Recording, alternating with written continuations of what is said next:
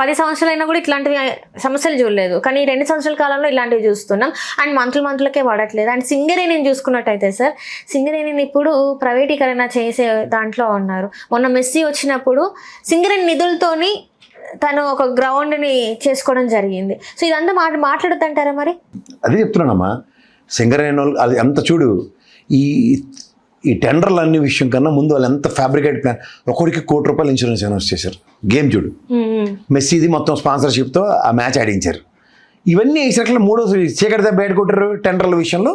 బాంబర్ది టెండర్లు ఇది first opposition rice చేసారికల్లా పరారు. ఇమీడియట్గా హరీష్ రావు మీద ఎంక్వైరీ. ట్రాన్స్పరసీ అది. ఆ బ్లేమ్ ఎవరి మీద పెట్టారు? బట్టి విక్రమార్క మీద పెట్టారు. ఆ బట్టి విక్రమార్క తిప్పి కొట్టేసరికల్లా తడుకుంటారు ఇక్కడ. ఆయన చెప్పాడు ఆయన పరువులో టెండర్ రద్దు చేయండి అని. ఆ నైనాది ఒకటే రద్దు చేసి మిగిలిన వదిలేస్తే ఊరుకుంటారు ఇల్లు. 25 ఏళ్ళు శాశ్వత ప్రయోజనం కదా అది. ఇవన్నీ జాగ్రత్తగా. ఇప్పుడు కోల్ మినిస్టర్ అవడమ్మా కిషన్ రెడ్డి కదా, ఏం ఒక్క మాట మాట్లాడి ఎందుకు అంటే బీజేపీ వాడికి ఏంటి తెలియదు అన్న విషయం కదా. వాళ్ళకి ఏమీ తెలియకపోయినా మనల్ని ఉద్ధరించడానికి అధికారంలో ఉన్నారు వాళ్ళు. ఒక్క నాయకుడు వచ్చి ముఖ్యంగా తెలంగాణలో ఉన్న బీజేపీ వాడికి అసలు తెలియదు అన్న విషయం తెలుసుకో. మళ్ళీ జాతీయ కోల్ మినిస్టర్ అతను ఇక్కడ జరుగుతున్న అవకతవకల మీద ఒక్క మాట ఏమైనా ఉందా? ప్రెస్ మీట్ పెట్టి చెప్పాడే ఏమన్నా కిషన్ రెడ్డిది? అంటే సబ్జెక్ట్ వీకు, రాష్ట్రం మీద అవగాహన లేదు, మన ఉద్ధరించడానికి ఆ ఎంఐఎం వాడు ఈయన గెలిపిస్తున్నాడు. ఇది తెలుసుకుంటే చాలు ప్రజలు. వాళ్ళ వల్ల ఏమీ ఉపయోగం ఉండదు, అది తెలుసుకోండి తెలంగాణ ప్రజలు. ముఖ్యంగా ఆంధ్రప్రదేశ్ ప్రజలైతే మీ జడ్డితనానికి మీరే సాక్షి. ప్రభుత్వ ఆస్తులు కొల్లగొట్టేస్తున్నా మనం చూస్తూ ఊరుకుంటున్నాం చూడు. అది దాంట్లో స్పెషలైజ్డ్ ఫిగర్స్ ఎవరంటే ఆంధ్రప్రదేశ్. ఇక్కడ మన ఆస్తులు మనం పరిరక్షించుకోలేని నిస్సహాయ స్థితికి బీజేపీ పరంగా స్ట్రైవ్ అవుతున్నా సరే ఇంకా వాళ్ళకి అధికారాలు ఇచ్చుకుంటూ కూర్చుంటారంటే మీకు మీరే బాధ్యత వహించుకోండి. వాళ్ళు చెప్తున్నారు కదా నెక్స్ట్ దఫాలో ఖచ్చితంగా మేమే అని చెప్పేసి. ఎవరు? ఎందుకంటే అంతకుముందు నెక్స్ట్ దఫాలో వాళ్ళ కాన్ఫిడెన్స్ ఏంటంటే రేవంత్ రెడ్డికి రేపు ఇప్పుడు కాంగ్రెస్ వాళ్ళు కనుక 2 ఏళ్ళకో 3 ఏళ్ళకి అలవాటు కదా మార్చడం. ఆయన ఇమీడియట్గా బీజేపీకి వచ్చేసినట్టు ఆయనతో పాటు ఏదో కొత్త వచ్చేసి ఊహించుకుంటున్నారు అలా అదేదో జరిగిపోద్దని. ఇక్కడ ఏమో సమాజం ఏమో గుడ్డుగాను చైతన్యవంతమైన తెలంగాణ సమాజం ఇది. అందుకే తెలుగుదేశంకి మనం రాస్తాండి ఒక పక్కన వార్నిష్ బెస్ట్ రేవంత్ రెడ్డి అన్న. మొన్న ముఖ్యమంత్రి అదే కదా ఇక్కడ టీడీపీని భూస్థాపితం చేశారు. ఎందుకంటే వాళ్ళ ధైర్యం ఏంటంటే భూస్థాపితం చేయబడిన తెలుగుదేశంలో కేడర్ ఉంది కదా, పాత వాళ్ళందరికీ ఒకసారి చెంబు నీళ్ళు పోసి రండి బాబు మీరు అందరూ తెలుగుదేశం, నేనే మళ్ళీ మీరే మనం బీజేపీ, ఈ చచ్చిపోయిన తెలుగుదేశం తీసుకెళ్ళి బీజేపీలో స్వాహా అని కలిపేసి ఇంకా అక్కడి నుంచి మొదలెడతారు అన్నమాట దోకానం. ఈ మున్సిపల్ ఎలక్షన్స్ కోసమా లేకపోతే ఇక్కడే ఉండదు. ఇప్పుడు ఈ రంగు పోతే కాంగ్రెస్ డిపాజిట్లు కూడా రావు ఎక్కడ. ఈ ఓసరవెల్లి రంగు కనుక రేవంత్ రెడ్డి గారు తెలుగుదేశం ఒకసారి డైరెక్ట్గా బయటపడిపోయింది అనుకో ఇంకా అసలు డిపాజిట్లు కూడా రావు కాంగ్రెస్ వాళ్ళకి. ఇప్పుడు ఇవన్నీ చేస్తుంటే ప్రజలు గమనిస్తున్నారు కదా సార్. ప్రజలకన్నా ఆవిడ ఊరికే శాడీలు చెప్పుకుని తిరుగుతుంది నటరాజన్ అమ్మ. ఆవిడ ఎందుకు ఏంటి గమ్మునుంది? అరే మన నువ్వు పార్టీ చీఫ్ మినిస్టర్ అలా సీక్రెటా వాళ్ళక్కడ పబ్లిక్ జనబాహుళ్యంలో ఆయన మాట్లాడితే ఇంకా సీక్రెట్గా అబ్జర్వ్ చేయడం ఏంటి? ఒక ట్రాన్స్లేటర్ని పిలిచి ఏటా అన్నాడు మనోడు అని చెప్పి అనుకోవచ్చు కదా. నాకు తెలియకడుతాను వేరే చచ్చిపోయి పడి ఉన్నాయి తెలుగుదేశం పార్టీని మళ్ళీ పునరుజ్జీవం పోయాలని కాంగ్రెస్కి ఆర్క్ రైవలరీ కదా అది. ఏం మాట్లాడుతున్నాను? ఢిల్లీ ముసలికి కంప్లైంట్ వెళ్ళాలి కదా, ఎందుకు వెళ్ళట్లే? అంటే వాళ్ళు కూడా తెలిసి తెలియనట్టు చూడున్నట్టు వదిలేస్తున్నారంటారా సార్? మరి గతి లేక ఇంకా అంటే రేవంత్ రెడ్డి తప్ప ఇంకో దిక్కులేదు వాళ్ళకి. బట్టి విక్రమార్కను ఎందుకు మర్చిపోతున్నారు? ఆయన్ని అబాస్పాలు చేస్తుంటే ఎందుకు ఊరుకోవాలి మేము? ఒక పక్క ఆయన అబాస్పాలు చేస్తుంటే కాంగ్రెస్ తరఫున ఆయన ఏకైక వ్యక్తి అతను నెక్కచ్చిగా సిఎల్పి విలీనమైనా సరే నిలబడి పోరాడిన వ్యక్తి అతను. తృణప్రాయంలో ముఖ్యమంత్రి పదవి కూడా పోయింది ఆయనకి.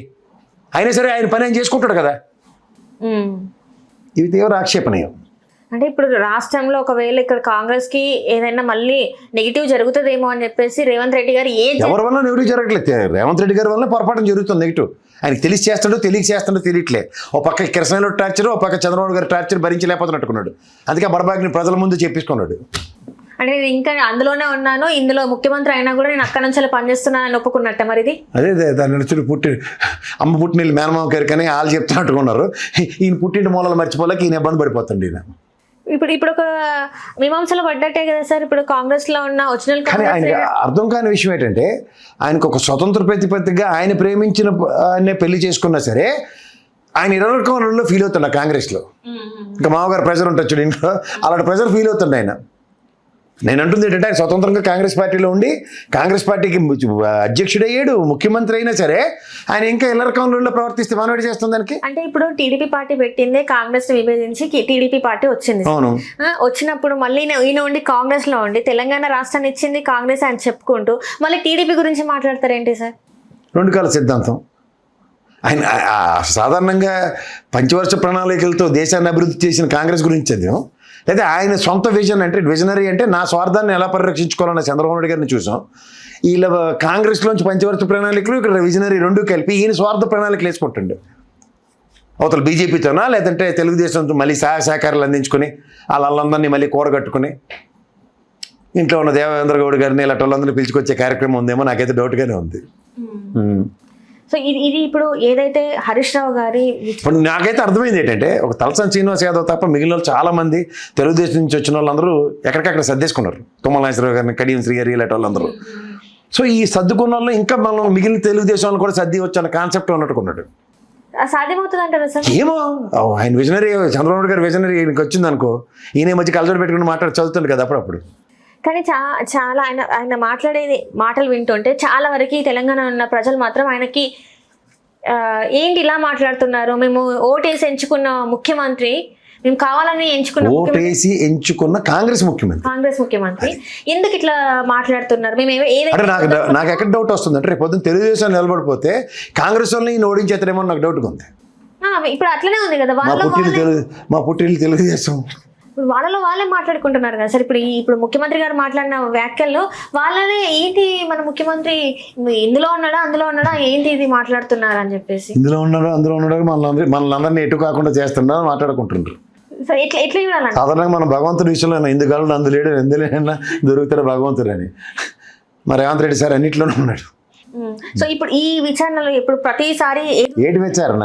ఎలక్షన్స్ ముందు వీళ్ళ అరెస్ట్ అంటే లాస్ట్ టైం అరెస్ట్ అలవడి నోటీసులు అంటే ఏమైంది, 60% గెలిచామని చెప్పారు తప్పంచులు. ఈసారి మరీ సెంటిమెంట్ వర్కౌట్ మళ్ళీ 60% జడ్పీటీసీలు ఎంపీటీసీలు కానీ ఛాన్స్ ఉందేమో.